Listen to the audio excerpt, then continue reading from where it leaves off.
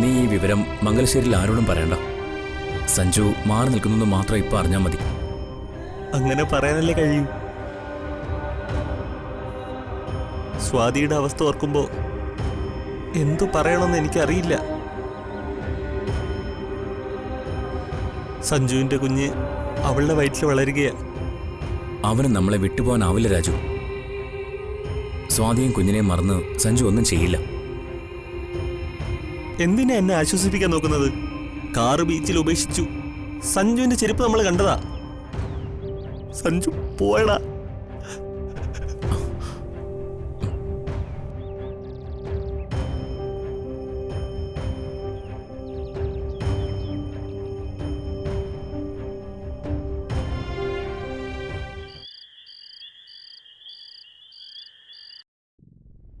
കാര്യങ്ങളൊക്കെ ഇപ്പൊ എന്റെ വഴിക്കാ ദിനകര. അവൻ മരിച്ചിട്ടൊന്നുമില്ല. കേട്ടപ്പോഴേ ഞാൻ കരുതിയതാ സഞ്ജു നിൽക്കക്കള്ളിയില്ലാതെ സ്ഥലം വിട്ടതാന്ന്. കമ്പനിയിലെ വിവരങ്ങൾ ദിനകരൻ എന്നെ അറിയിക്കണം. ശരി. ജ്യൂസ് കുടിക്കാം.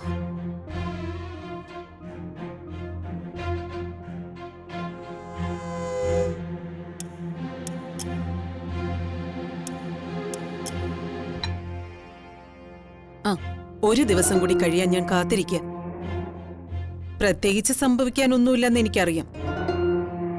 ഞാൻ ഒഴുക്കിവിട്ട മലവെള്ളപ്പാച്ചിലിൽ മംഗലശ്ശേരി ഒലിച്ചു പോകാൻ പോവാ. ഉരുൾപൊട്ടൽ കഴിഞ്ഞ ഭൂമി പോലെയാവും ഇനി മംഗലശ്ശേരി. പ്രതികാരം പൂർത്തിയാക്കി ദക്ഷയ്ക്ക് മടങ്ങാൻ സമയമായി. മാഡം ഇപ്പൊ ഒരുപാട് സന്തോഷിക്കുന്നുണ്ടെന്ന് എനിക്കറിയാം. പക്ഷേ മനസ്സിലൊരു മുറിവ് ഉണങ്ങാതുണ്ടാവില്ലേ? മനസ്സിലേറ്റ ഒരു മുറിവും ഉണങ്ങാറില്ല. അതെന്റെ മാത്രമല്ല, എല്ലാവരുടെ അവസ്ഥ അങ്ങനെ തന്നെയാ. നീറ്റൽ കുറയ്ക്കാൻ എന്തെങ്കിലും ചെയ്യണമെന്ന് കരുതിയാ മനുഷ്യൻ പക വീട്ടാൻ ഇറങ്ങുന്നത്. കഴിഞ്ഞുപോയ കാലത്തെ പറ്റിയല്ല, വരാൻ പോകുന്ന മുറിവിനെ പറ്റിയാ ഞാൻ പറഞ്ഞത്. ഞാൻ പറയാൻ പാടില്ലാത്തത് മാഡത്തിനോട് പറയുന്നു എന്നൊരു തോന്നൽ മാഡത്തിനുണ്ട്. മോളെ ഓർക്കുമ്പോ പറഞ്ഞു പോകുന്നതാ മാഡം. മാഡം പ്രസവിച്ചെങ്കിലും അവളെ വളർത്തിയത് ഞാനല്ലേ. അതിന്റെ വില ഞാൻ മല്ലികയ്ക്ക് തന്നിട്ടുണ്ട്.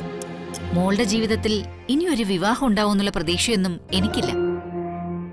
സഞ്ജു അല്ലാതെ അവൾ ഇനി ആരും ജീവിതത്തിലേക്ക് കൂട്ടാനും പോകുന്നില്ല. മംഗലശ്ശേരി പൂർണ്ണമായും തകർത്തെറിയാൻ തുടങ്ങുമ്പോ മാഡം ഇതുകൂടി ഓർക്കണം. അവനെ ഞാൻ കണ്ടെത്തിക്കൊണ്ടുവരും. അതിൽ മല്ലികയ്ക്ക് ഒരു സംശയവും വേണ്ട. സഞ്ജു ബാംഗ്ലൂരിലുണ്ടെന്നാ ഞാൻ മനസ്സിലാക്കുന്നേ. അവനെ കണ്ടെത്താൻ കഴിഞ്ഞാലും മംഗലശ്ശേരിയും കമ്പനിയും കൈക്കലാക്കാതെ അവനെ ഞാൻ രംഗത്ത് കൊണ്ടുവരില്ല. കമ്പനിയും പ്രതാവും എല്ലാം കൈവിട്ടാ പിന്നെ ഞാൻ പറയുന്നത് സഞ്ജു അനുസരിക്കേണ്ടി വരും. വിഷപ്പല്ല നഷ്ടമായ പാമ്പ് പിന്നെ പത്തി വിടർത്തില്ല, കാൽ ചുവട്ടിൽ ചുരുണ്ടു കിടക്കും. സഞ്ജുവിനോട് പലതവണ വഴക്കിട്ട് പോയവളാ സ്വാതി.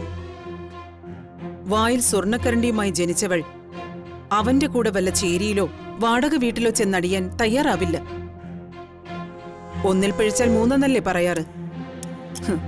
അവൻ മൂന്നാമത് താലി കെട്ടാൻ പോകുന്നത് എന്റെ മകളുടെ കഴുത്തിലാവും.